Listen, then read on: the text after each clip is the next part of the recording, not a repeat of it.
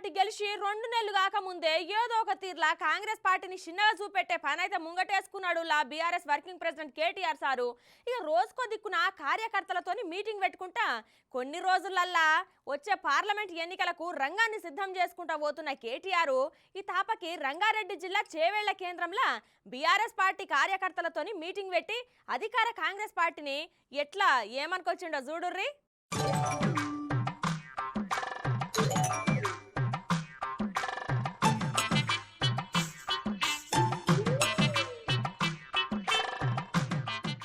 ఈసారి రంగారెడ్డి జిల్లా చేవెళ్ల కేంద్రంలో జరిగిన బీఆర్ఎస్ పార్టీ కార్యకర్తల విస్తృత స్థాయి సమావేశంలో మాట్లాడిన కేటీఆర్ సారు అందరూ కలిసికట్టుగా పనిచేయాలని చెప్పిండు.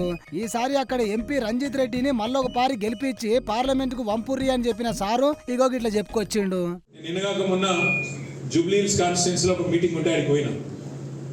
పోయినాక బయటకు వచ్చే వరకు మొత్తం ట్రాఫిక్ జామ్ ఉంది. నా కారు ఇరుకపోతే ఇక బయట ఆయన ఆటో ఉంటే ఆటోలో నేను ఎమ్మెల్యే గారు ఆటో ఎక్కినాం. ఆటోలో తెలంగాణ భవన్ పోయినాం.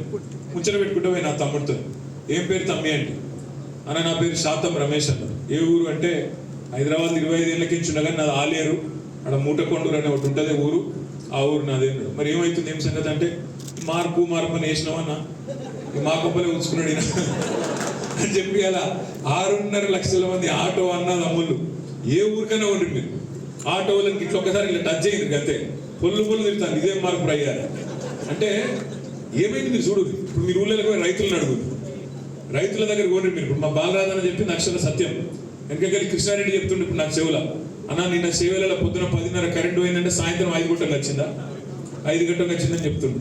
నేను నిన్న సిరిసిల్ల పోయినా. సిరిసిల్లలో మా దగ్గర ఒక మండలం ఉంటుంది ఎల్లారెడ్డిపేట. ఆ మండలం సోదరులు అందరం ఇట్లా లోపల కూర్చున్నాం. 150-200 మంది ఉంటే హాల్ లోపల కూర్చొని ముచ్చట పెట్టుకుంటున్నాం. ఇక మరి ఎలక్షన్ ఉంది కదా ఎట్లా చేద్దాం ఏం సంగతి అలా తమ్ముళ్ళు చెప్తున్నారు. అన్న మొదటిసారి మోటార్ కాలిపోయింది అన్న 10 ఏళ్ళల్లో మోటార్లు కాలు చాలా అయింది. నా ఒక్కందే కాదు చాలా మందికి చాలా అయింది. ఓల్డేజ్ సమస్యలు చాలా అయినాయి. మోటార్లు కాలు మళ్ళీ మొదలైంది అన్న అన్నాడు. అంటే నేను మరి నా మెజారిటీ 60,000 తగ్గించారు కదా తమ్మి మార్పు మంచుకున్నది అని నేను అడిగాను. మీరు కూడా ఏమన్నారంటే ఊళ్ళలోకి పోతే అడుగురి అవుతమ్మి మార్పు అంటారు కదా మార్పు మంచుకుందా అని అడుగురు. రైతులు ఇలా ఫోన్లు చూసుడు బంద్ చేసారు. ఫోన్లు చూస్తలేరు కదా 2 ఎకరాల కాడికి వచ్చింది రైతు బంధు. ఇక ముంగడికి పడదో ఏమవుతుందో ఎక్కలేదు. కానీ ఇన్నర్ పాపం పెద్ద పెద్ద మాటలే. రేవంత్ రెడ్డి గారు ఏమన్నారు చెప్తా రేవంత్ రెడ్డి గారు ఏమన్నారు ఎలక్షన్ ముందు కేసీఆర్ బిచ్చం వేసినట్టు 10,000 ఎత్తున్నాం మీరు ఆగురు రాగురు 9 తర్వాత నేను వస్తూనే ఉన్నా 15,000 ఇప్పుడు తీసుకోకుండా తెల్లారి 15,000 ఇస్తాను పడ్డా మరి 15,000 ఆ 15,000 వీటిని ఉన్న 10,000 పడతారు. ఇప్పుడు అందరు అందుకే రైతులు ఒకరి ముఖాలు చూసుకుంటారు. నిన్న మొన్న దగ్గర అడుగుతున్నారు అరే నీకు కొట్టదా అంటే నీకు కొట్టదా అంటే నీకు కొట్టదు.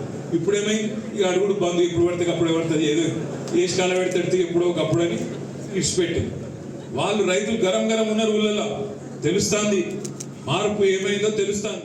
అవు రామన్న కాంగ్రెస్ వాళ్ళేమో మీరే మొత్తం తొర్రి పెట్టిర్రు అని అంటున్నారు. అయినా కొత్త సంసారం జర టైం పడుతుంది కదన్న తొందర పడకుర్రి. ఇక తర్వాత మాట్లాడుకుంటా ఎప్పట్లెక్కనే మళ్ళీ పారి సారు లోపల కాంగ్రెస్ పార్టీ మీద ఉన్న అక్కసును బయట పెట్టిండులా కాంగ్రెస్ గవర్నమెంట్ గురించి మాట్లాడుకుంటా చేతిలో రాష్ట్రం పెట్టే సరే నడవని వాళ్ళు నడపని మనకేం ఇబ్బంది లేదు, మనకేం ఈర్ష లేదు, ద్వేషం లేదు.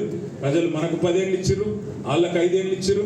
మరి 5 ఏళ్ళు నిలుపుకుంటారా ఏం చేస్తారు వాళ్ళని చూడాలి, మనం కూడా చూడాలి. చూద్దాం ఎట్లా రాస్తుందో రేపు ఏమవుతుందో మనకు కూడా తెలియదు వాళ్ళకు కూడా తెలియదు చూద్దాం. రామన్న నిజంగా కాంగ్రెస్ పార్టీ 5 ఏళ్ళు అధికారాన్ని నిలబెట్టుకుంటుందా లేదా అన్నది పక్కకు పెడితే మీకైతే ఎప్పుడు ఈ గవర్నమెంట్ ను కూలగొట్టి గద్దెనెక్కుదామా అని గట్టిగానే ఉన్నట్టున్నది కదా అన్న. ఒక్కటే పని చేద్దాం, కాంగ్రెస్ పార్టీని ప్రజాక్షేత్రంలో చీల్చి చెండాడుదాం. ప్రజలకు ఇచ్చిన హామీలు నిలబెట్టేదాకా ఒక్కొక్క హామీ నిలబెట్టేదాకా వెంటాడుదాం. తప్పకుండా నాకైతే విశ్వాసం ఉంది. ఎక్కువ సమయం పట్టదు. ఇప్పటికే ప్రజలు చూస్తున్నారు బస్సులలో మరి లేడీస్ కొట్టుకుంటుంటే మనకు చూస్తే మనకే మంచిగా అనిపిస్తలేదు. అటు బస్సులలో లేడీస్ బాధపడుతున్నారు, ఇటు టికెట్ కొనుక్కున్న మొగోళ్ళు కూడా బాధపడతారు. బయట ఆటో వాళ్ళు బాధపడుతున్నారు, ఊళ్ళకి పోతే రైతులు బాధపడతారు. వాళ్ళు బాధపడుతుర్రో లేదో గానీ నీకైతే మస్తు బాధ అవుతున్నట్టున్నదే రామన్న. మరి ఈ ముచ్చట చూసిన కాంగ్రెస్ వాళ్ళు ఎట్లా రిప్లై ఇస్తారో చూడాలి మరి.